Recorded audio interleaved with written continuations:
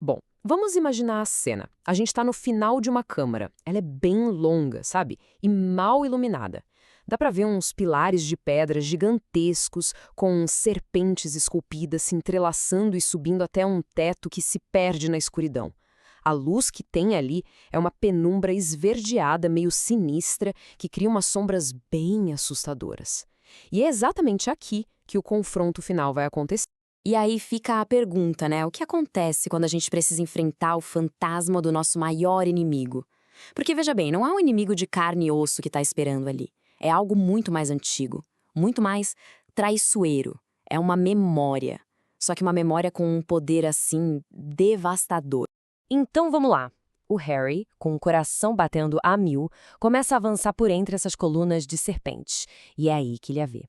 Lá no fundo, caída aos pés de uma estátua colossal, mas colossal mesmo, da altura da própria câmara, está o corpo da Gina Weasley, imóvel.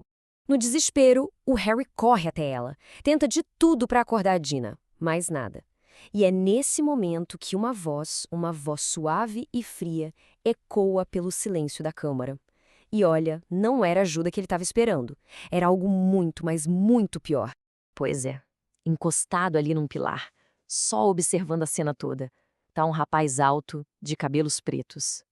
Tom Riddle. A imagem dele é meio desfocada, sabe? Como se fosse uma miragem. Mas a calma dele, essa é terrivelmente real. É um contraste que dá até um arrepio, sabe? Ver a calma dele do lado do desespero do Harry. E aí o próprio Riddle começa a explicar o que ele é.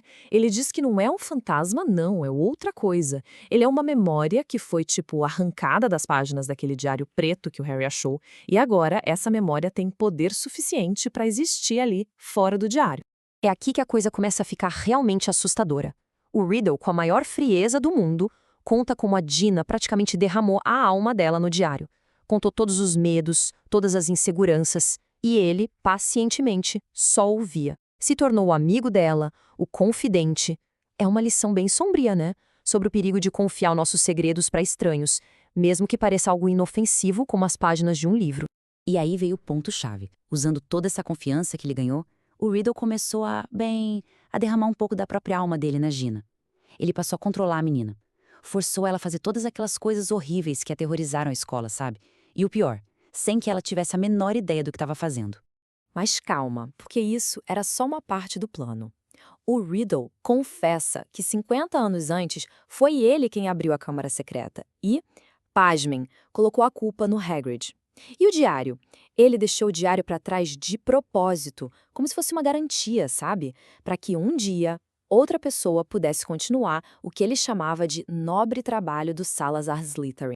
Então a gente consegue ver direitinho como um plano de décadas foi se desenrolando até chegar nesse exato momento. O alvo de Riddle tinha mudado. Não eram mais os alunos nascidos trouxas, nada disso. Durante meses, o novo alvo dele era o Harry e a Gina. A Gina foi só a peça no tabuleiro para atrair o Harry até ali. O Harry, sem entender nada, pergunta qual é a ligação dele com Voldemort. E o Riddle, em vez de responder, pega a varinha do Harry. E com um sorrisinho no rosto, ele começa a escrever o nome completo dele no ar, com uma luz brilhante. Aí, com um simples aceno da varinha, as letras começam a se reorganizar, e a verdade chocante e terrível se forma bem ali, na frente do Harry. Tom Marvolo Riddle é o Lorde das Trevas. Ele não é um seguidor, não é um aliado. Ele é o próprio Voldemort quando era jovem. O Riddle então explica que criou esse nome novo quando ainda estava em Hogwarts. Ele estava rejeitando o nome do pai, que era trouxa, sabe? E abraçando de vez a herança dele como o último descendente do Salazar Slytherin. Na cabeça dele, ele estava destinado à grandeza, ao poder. Mas o Harry, num ato de puro desafio, olha para ele e fala que Dumbledore é o maior bruxo de todos. E só mencionar o nome do Dumbledore já muda completamente o clima. O sorriso do Riddle some na hora. E, de repente, uma música meio etérea, arrepiante, começa a tomar conta da câmara.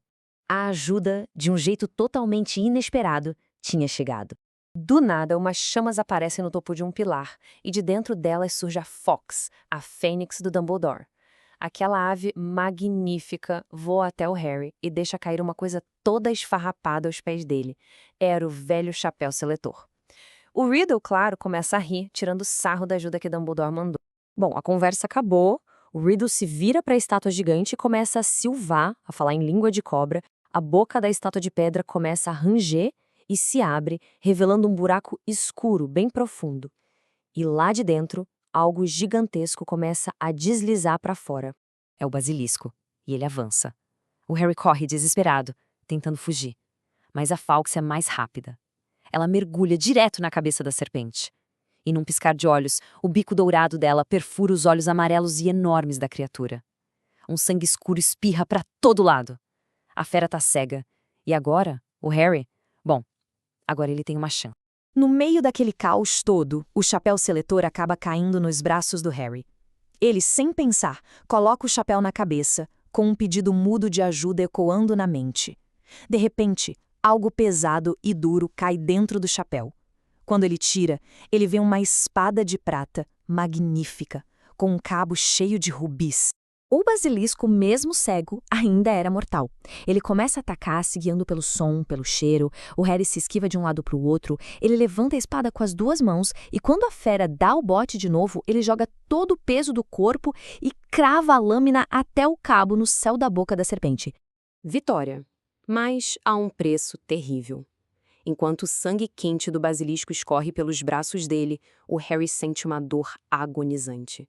Uma das presas venenosas e longas da criatura tinha perfurado o braço dele bem fundo. E o veneno é rápido. A visão do Harry começa a ficar turva, tudo embaçado. Ele escorrega pela parede e cai no chão, sem forças.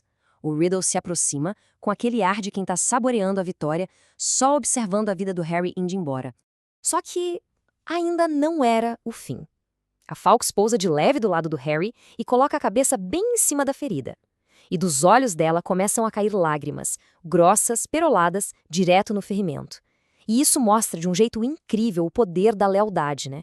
Porque o veneno mortal é simplesmente neutralizado, a ferida se fecha e a vida do Harry é salva. O Riddle fica em choque, vendo Harry se recuperar assim, do nada. E nesse exato momento, a Fawkes deixa cair o diário no colo dele. O Harry não pensa duas vezes.